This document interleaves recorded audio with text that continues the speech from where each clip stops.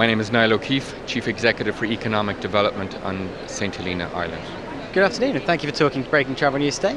We're here at World Travel Market 2015, still the first day of the show, but how's it going so far for you this year? It's really exciting. There's an awful lot of interest in St Helena. Most people are aware that we're the newest destination on the market, that we've been isolated for the last number of millennia, and for the last 500 years shipping was the only way to access the island.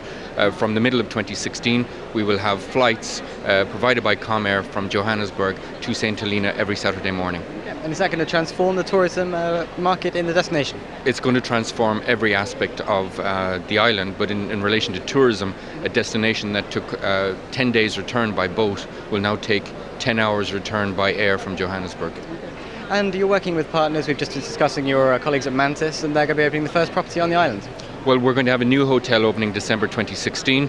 Mantis are going to manage and lead that project. It's a heritage building which is going to be refurbished with a number of new bedrooms built at the rear, so it'll have 32 new bedrooms in December 2016. Okay, as you mentioned, this is an almost unique example of a new destination. Do you think people are going to be excited to come down to St Helena for the first time?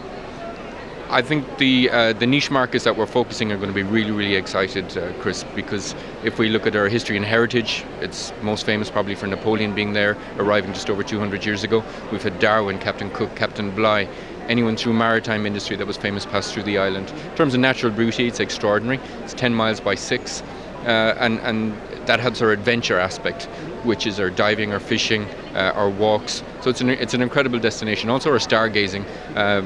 Maskelyne discovered 360 plus stars there when he was on island a number of years ago. And Haley also. And you mentioned Napoleon there. You just commemorated or remembered the bicentenary of his exile to the island.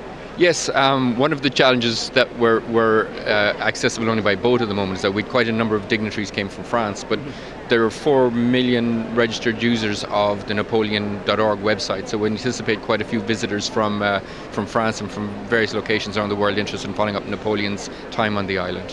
It seems to be a genuinely exciting development, so hopefully we'll be able to visit one day and see how it goes for you. Thank you very much for talking to us today. Thank you. Thank you. We look forward to you visiting.